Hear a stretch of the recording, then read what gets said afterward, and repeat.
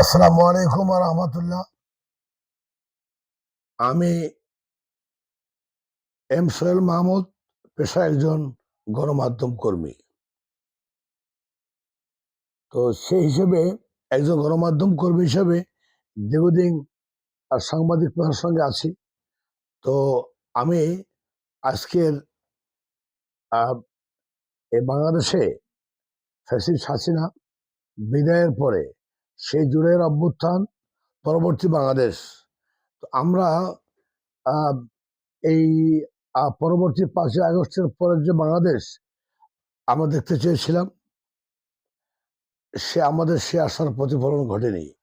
যারা অন্তর্বর্তীকালীন সরকার, যারা ক্ষমতায় আছেন, তারা এই ক্ষমতাটাকে বিভিন্নভাবে কুক্ষিগত করে, বিভিন্ন দল গঠনের মাধ্যমে বিভিন্নভাবে রাষ্ট্রটাকে, এই দেশটাকে একদম ছিন্ন বিচ্ছিন্ন করে ফেলেছে।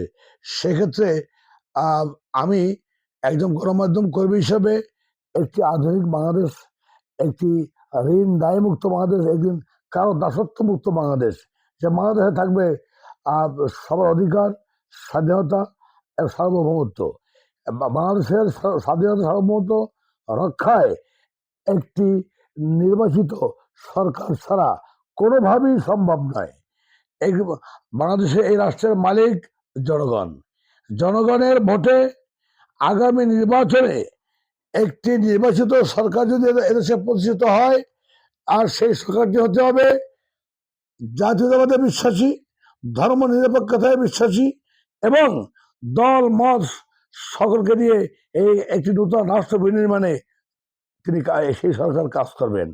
আর এই রাষ্ট্রের মালিকানা জনগণ যেন তার অধিকার ফিরে পায়, কারণ গত 17 বছর এই রাষ্ট্রের মালিকানা জনগণ, তারা ভোট দিতে পারে নাই।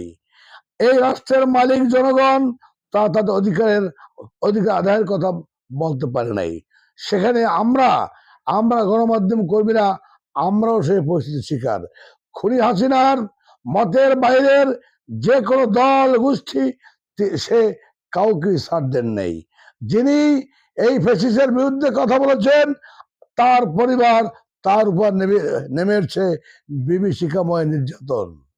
আর সেই নির্যাতনের শিকার হয়ে সেই পরিবার সমূলে বিনাশ হয়ে গেছে, মারা গেছে, মৃত্যুবরণ করছে, অথবা খুন জখম হয়ে, অথবা কারাগারে তাকে থাকতে হয়েছে। এই ছিল গত 17 বছরের বাংলাদেশ। আমি ব্যক্তিগতভাবে এবং একজন গণমাধ্যম কর্মী হিসেবে আগামী বাংলাদেশ, আগামী এই রাষ্ট্র, জনগণের ভাগ্য উন্নয়নে যারা কাজ করবেন, জনগণের দাবি আদায়ে যারা কাজ করবেন, এই রাষ্ট্র কারো দাসত্বের, কারো হুকুমের গোলাম হয়ে এই দেশ চলবে না। কারণ আমার কি বলে 1 লক্ষ সেই 19 যুদ্ধে আমার মা বোনদের রক্তের বিনিময়ে অর্জিত এই বাংলাদেশ। এই বাংলাদেশে কোনো হানাহানি, কোনো রাজনৈতিক প্রতিহিংসা কোন রকম এবং থাকতে পারবে না। সকলের সমান অধিকার। আমার প্রথম কথা হলো যে কৃষক বাঁচলে দেশ বাঁচবে। যদি আমি আগামী নির্বাচনে যারা রাষ্ট্র ক্ষমতা আসবেন, আমি তাদেরকে বলতে চাই, কোনোভাবে যেন এই দেশে নূতন করে আর কোন দুর্নীতিবাজের জন্ম না হয়, নূতন করে জন্ম না হয় কেউ সন্ত্রাসবাদের, নূতন করে জন্ম না হয় কেউ চাঁদাবাদের, যেগুলো আমরা অতীতে দেখেছি। এবং কৃষক যেন তার ন্যায্য পণ্য সে পায় কৃষি ফলাতে, এবং কৃষকদের ভাগ্য উন্নয়ন পরিবর্তন হলে এই দেশ হবে একটি আত্মনির্ভরশীল স্বনির্ভর বাংলাদেশ, বিশ্বের কাছে বাংলাদেশ, গর্বিত বাংলাদেশ হিসেবে আমরা বলতে পারি, আমরা আমাদের পরিচালনা করতে পারি। প্রিয় বন্ধুরা, আমি পরিশেষে যেটা আমার আগে বলা কথা ছিল, জুলাইয়ের গণ অভ্যুত্থান, যে অভ্যুত্থান 19 জুলাই, সেদিন ওই হারুনের হোটেলে ভাত খেয়ে ভালো খাবার খেয়ে এসির ভিতরে যারা যারা আমার সন্তানদের, আমার দেশের মানুষদের রাজপথে ফেলে রেখে হারুনের হোটেলে ভাত খেয়েছে ভিতরে সকল তাদের সকল আপনার কি বলে সিদ্ধান্ত প্রত্যাহার করে নিয়েছেন।